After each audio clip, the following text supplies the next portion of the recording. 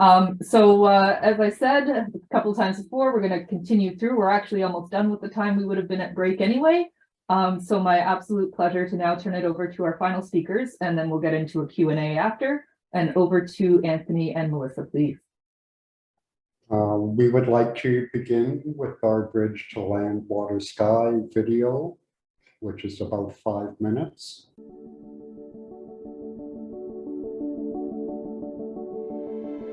We started farming in 1972, and we were grain farming. And then in 78, we bought 2 calves.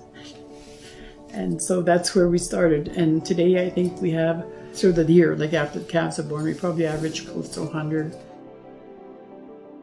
My husband, he was a 3rd-generation farmer. His grandfather, he had cleared 30 acres and he had cattle. He was actually doing very well farming. And then they expropriated the land. You know, it's too bad that there were not more people that took up the farming. The idea of the Bridge to Land, Water, Sky is based on good working relationships in which all parties share common long-term goals, and that is, of course, healthy land, healthy soil. The other idea of the bridge is to revive ancient values and relationships with land, water, sky. Often it's thought that only Indigenous peoples have these relationships, but in reality, it's all people around the world. We're only here for a small time, and we can impact people, but we need to do that in a way that is sustainable. So I really enjoy making farming better, growing better crops with less impact on soils and airs and waters. And I think that the First Nation community can be a leader in this direction. And I think that's something that hopefully the Living Labs will be able to do. Our ancestors were very successful farmers. And I think part of the reason for that is that intimate relationship that they had with land, water, sky, that understanding. We no longer are farmers. We are no longer producers. So it's through the Bridge to Land, Water, Sky that we hope to revive that ancient relationship, but also relearn how to become farmers, producers once again that our grandfathers once were. My children have learned, you know, what it takes to be a farmer. It's hopefully a continuous way of life for them. That what we started, they can continue on with.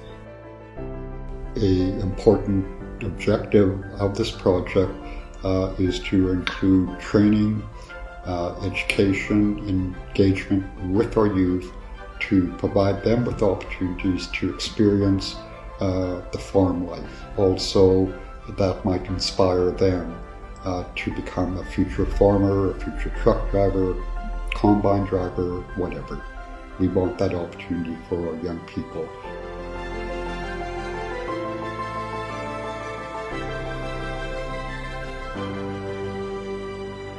And so by reviving these ancient relationships, these connections, maybe we can better ensure a good future for future generations through healthy land, water, sky.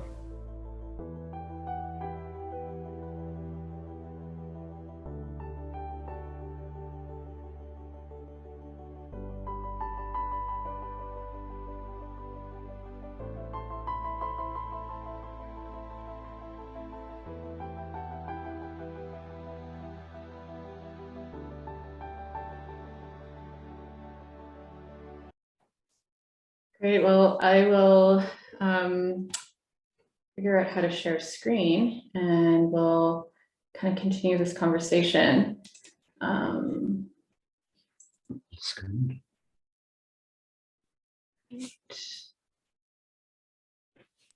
And I'm here if you do need a hand.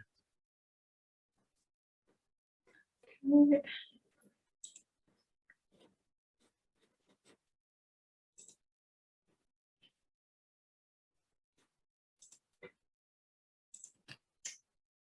right, can you see the slides?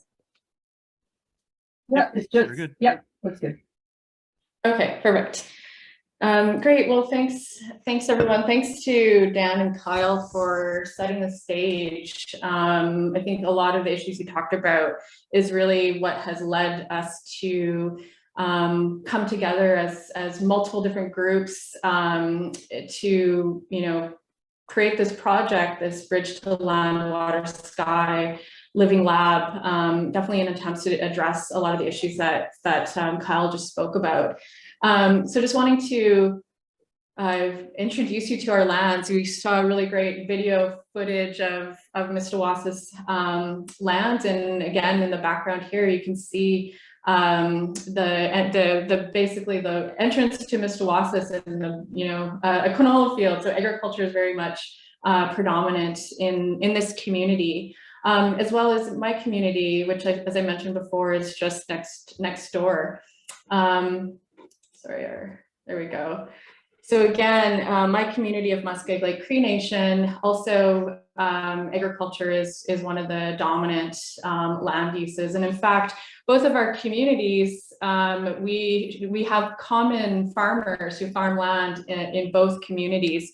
And so we've had this common history, and which is one of the reasons why we've come together in partnership so that we can address a lot of these common issues.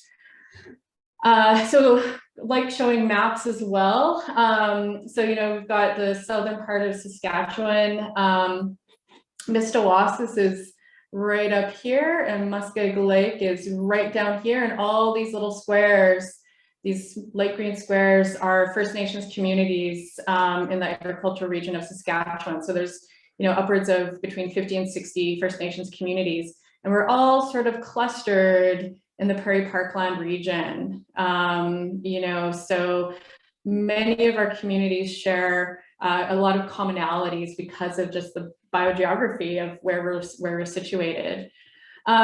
So as I mentioned, Muskeg is very closely connected to Mistawasis, and you can see all of these little squares are reserves. The different colors represent different soil types, but there's about 22 or so First Nations communities just within our shared North Saskatchewan River Basin of this area. So as I mentioned, a lot of common, our geographies are very common, but even though, Muskeg and Mistawasis right here, there are farmers that farm our land, those farmers also farm land in neighboring communities as well. So there's a rather large geographic extent of, one single farmer that might be farming thousands of acres across multiple different communities. I wanted to show actually just Kyle your slide about seeing the border of reserved lands of Indigenous territories in Ontario is very similar in Saskatchewan. I've showed the slides before, but I pulled it back up once I saw yours. This one, it's not of satellite imagery, but it's of the Agri-Food Canada crop data, land use data. Crop inventory data, sorry. And so one of the things that we can clearly see just from land cover is that our communities, our First Nations reserves, tend to be much more diverse in terms of vegetation, a higher predominance of perennial cover, and so we talk about, Kyle talked about these sort of refuges of biodiversity, of habitat. Certainly this also would, very likely extend to, these areas of carbon storage and carbon sequestration. But as mentioned, even in the video before, a lot of our land had been expropriated through various surrenders over the last 100 plus years, which means that our lands also tend to be a little bit more marginal when it comes to crop production, which of course can also mean that they're at greater risk if there is any kind of land use change, for example, cultivation of these perennial perennial covered fields, there's a lot more risk in trying to restore those lands back. And so that's another kind of important feature in terms of the lands. The very tiny postage stamps that we have means that we have to be that much more careful. And for years, we have been good stewards of these lands, but there's these outside influences that can incentivize or de-incentivize, what we would otherwise want to uphold in terms of our value systems. So getting back to Muskeg and Mistawasis, so these are soil maps basically showing agricultural capability. So we've got Mistawasis to the north here, Muskeg just to the south. And back in the 1910s, both of our communities lost significant numbers of acres through land surrenders. So Mistawasis lost 19,000 acres, 18,000 acres. Muskeg Lake lost over 8,000 acres. And you can see, unsurprisingly, the green polygons indicate the Class 1 agricultural land. So that's the land that we had lost all of our Class 1 agricultural land between both communities, as well as a lot of our Class 2 land. And so, as we mentioned, we're dealing with smaller and smaller postage stamps.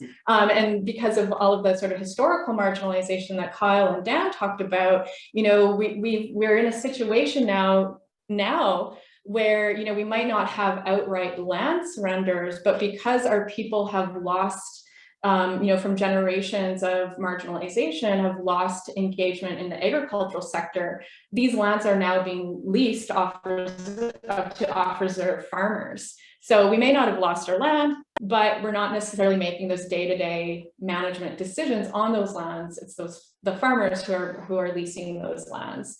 So, what's pretty common, not just with our two communities, but for many First Nations communities across the Canadian prairies, much of our agricultural land on reserve is farmed by off-reserve non-Indigenous farmers. And so in our case, we have large-scale non-Indigenous grain farmers who, as I mentioned, farm land, in multiple communities, and also on their own private lands and rented lands within rural municipalities. But we do still have a really small number of community members who are still farming, who tend to be much smaller scale, much like Dan had talked about, with Métis farmers still practicing those smaller scale, more mixed farming. We have that same experience within our communities, where our farmers, even if they might be growing, canola and cereals, they also tend to have cattle mixed into their operations as well, and much more small scale. So in both communities, we do have some small scale farmers. We also have between the communities, quite a big variation in soil type and ag capability. So, very sandy soils all the way to much more heavier clay, silty clay loam soils between the two communities. So we have some opportunity here as well, given the fact that we have common farmers on both communities, but different soil types, to sort of look at different strategies, look at how these lands respond to different sort of decision-making frameworks. Another important thing is that land tenure on reserve can be super complicated, more complicated than the average person understands. So because the land isn't owned individually, it's collective at the band level, decisions are meant to be made at this more communal level, but we have this complicating factor where we have what's called certificates of possession, which is essentially a mechanism by which individual families kind of have title to the land. So it can really complicate decisions that are made within the reserve land base itself, that, for the average person, you have no idea how complicated this can be. Anthony, do you want to jump in? Oh, okay. So as I mentioned, we've got a lot of non-Indigenous farmers that are leasing land from the reserve, and oftentimes these leases, they're usually about 3 years. It can vary from community to community, but commonly they're 3 years in length. And sometimes, without meaning to, these short lease lengths can disincentivize, implementation of certain, BMPs, best management practices, that could potentially have long-term benefit. But the farmer isn't going to take the risk if they aren't necessarily going to see the return over the long term. And of course, a lot of these lease agreements can stipulate certain requirements, but it's not always easy to monitor, and it's not always easy to enforce. It really depends on, sort of the time and the capacity, often of lands departments, which have, huge portfolio of things they have to address. And really where this is kind of led, at least in the last number of years, as agricultural management decisions have devolved outside of the community, is that community members are increasingly more concerned about the land and about water, and just overall, what are the impacts of agricultural activities on human, on our own health, but also the health of, everyone else that's living on the lands, our animal relatives. And so one of the key goals of the Bridge to Land, Water, Sky Living Lab is to really reimagine and, look at these lease agreements as much more than just financial transactions, but as promises to each other, First Nation, non-First Nation, within First Nation, within the farming community, as promises to each other and the land. So that's one of the big, I guess, objectives of the project. But like Kyle said, we're not just interested in just one thing, right? We're not just interested in, growing food, or we're not just interested in, being able to get the financial benefit of renting land. It's much more than this. So with the Bridge to Land, Water, Sky, because it is an agricultural climate solutions living lab, the primary objective is really geared towards increasing carbon sequestration and reducing greenhouse gas emissions by working together, co-developing best management practices and interventions on the land to sort of target those things. But what we're also trying to do is we're wanting to work together to look at, well, what are ways in which we can increase food security and food sovereignty within our communities and within the local economies of our region. How can these efforts and our work together protect biodiversity and water so we can support, healthy ecosystems? And, a key thing, and, Kyle mentioned this as well, is how can we create learning opportunities, employment opportunities for local community members, on reserve, off reserve, but for people to be more engaged in what's happening on the land through these learning and employment opportunities. And then finally, again, a really important aspect of this is just reimagining these relationships between our communities and the producers that have been our neighbors for 100+ years. So wanting to, start talking together in a much more, I guess, concerted and intentional way. So our living lab is really kind of structured around 6 big activities. So relationship building is a huge and important factor here. So that kind of bookends all of our activities, is just engagement and outreach. But some of the, I guess, for the researchers, the science nerds in the crowd, we're also going to be doing just basically inventorying agricultural lands on reserves, including understanding what are the current agricultural practices on a much more granular scale than what is currently available. And then we're also going to be working, because both communities have pretty large, acres of land that are under annual crop production. We're going to be looking at co-developing these bundles of best management practices, and we can talk more about this in the discussion period, just for interest of time. And then, as I mentioned before, because a lot of our lands and a lot of reserve or First Nations farmers have gotten out of farming, you know, they've retired, or, you know, their children haven't taken up farming. We do have quite a lot of lands that have been quite marginal, that have just been fallow, you know, potentially for decades. And so one of the activities that we want to do is to reinvigorate those, what may have been old pasture lands, or restore grasslands to some of these more marginal areas. And then, of course, all the science and data collection that will happen in collaboration with both First Nations staff, as well as Ag Canada research scientists, and then us folks at the university. Okay, Anthony, do you want to talk a little bit, or should we just? Maybe I will say a few words, or extended time through my internal clock off a little bit. But I want to thank Melissa, Kyle, and Daniel for providing 200 years of history that I was going to speak about. So because I spoke in the video less, because I spoke in the video, I'll speak less.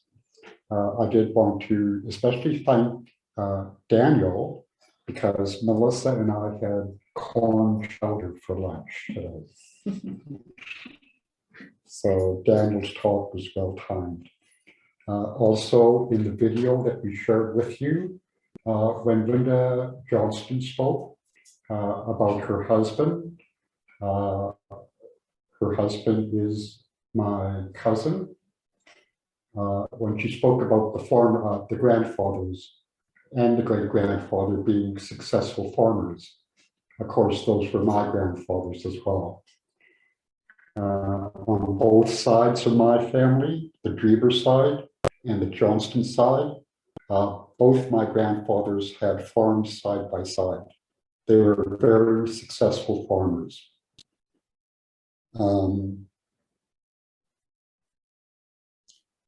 And as I explained in the video, I think we had success because we had that intimate relationship, knowledge about land, water, sky in our territories. So we knew what would work and what wouldn't work. And of course, Dan and Kyle spoke about perhaps government legislation, regulations, policy that removed us from the land and removed us from the contemporary agricultural economy. As Dan and Kyle alluded to, at one time before Europeans, we had an indigenous continental economy that included agriculture. On the Great Plains, rather than a homestead of 160 acres, our homestead extended thousands and thousands of hectares across the Great Plains. So today we think what Dan was describing as ancient agriculture, when in fact it was very sophisticated in terms of land use and our technologies. We all have stories of when Easterners, Europeans, and Americans came to the prairies of Canada, they struggled. And it was often Indigenous people who helped them survive their first couple years on the Great Plains, not only our harsh winters, but our seasons of growth. Again, our people had that knowledge. Many farms on the prairies today, it was Indigenous labor that helped to break the land. Melissa shared some mapping product which showed the land that Mistawasis lost, that showed the land that Muskeg lost. Between our two First Nations, we have two producers that are amongst the largest on the prairie provinces. one of those producers, his family began with a quarter section of Mistawasis land. And now he's one of the largest grain producers on the prairies. That could have been us. Our bridge to land, water, sky is our expression of hope to join the larger economy, including the agricultural economy on the prairie provinces. But at the same time, the question is, do we want to become those big producers that farm thousands and thousands of hectares, or do we want things on different scales? So yes, we can be large producers, but we may also wish to return to the family farm, growing crops, having a mix of animals, having a garden that would provide for our family needs. Our ancestors, when they got into agriculture, they continued to hunt, trap, and fish. Of course, because we live on a small postage stamp these days compared to our thousands of hectares before, we can't harvest wildlife vegetation as we once did. Also, with those family operations or potential family operations, and even smaller plots of land, we could explore or experiment with alternative crops that could still provide for one or two families. So through the Bridge to Land, Water, Sky, we're looking at farming operations on different scales and alternative farming as well. In the background behind the Bridge to Land, Water, Sky, we have another separate initiative that we call Buffalo Trace to Land, Water, Sky. Of course, we all know about the buffalo, the plains bison. They are a living land unto themselves. So we have this side project that perhaps in a couple of years, they'll begin to work together.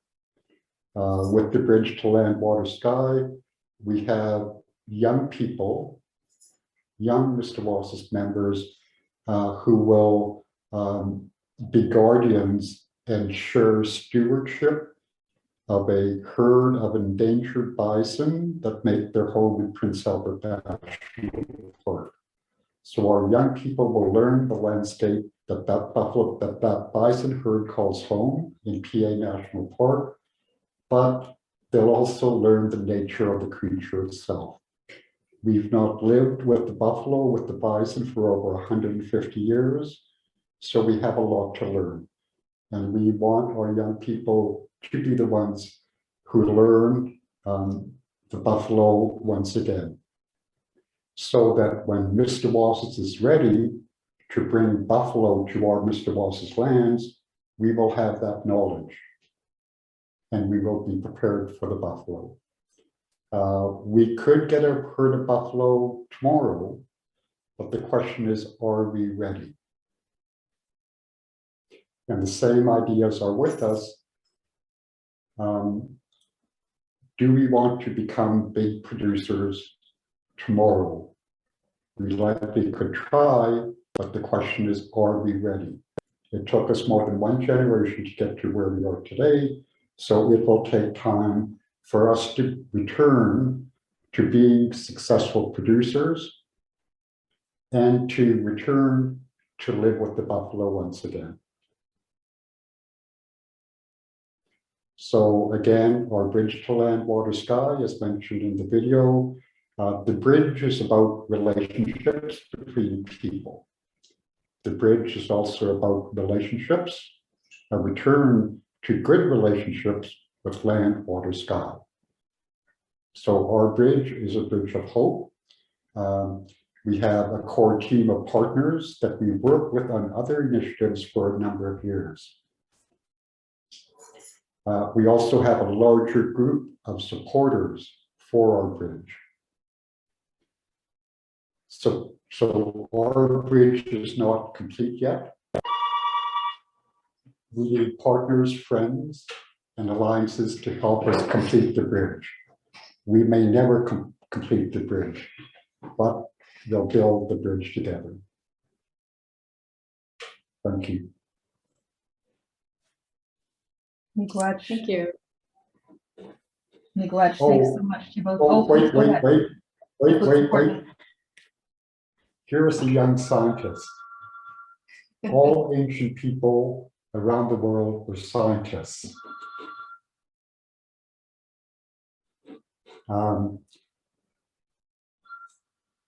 We experimented, we tested, and we discovered on our own what worked and didn't work. A few years ago, I saw this little girl at our powwow. There's another image of her bent over, examining a plant. She had it about 2 inches away from her eyes, and she was smelling it. I don't know if she tasted it, but hopefully in a few years, she'll be a Mistawasis scientist, researcher. She already started researching a few years ago, as you can see from the picture.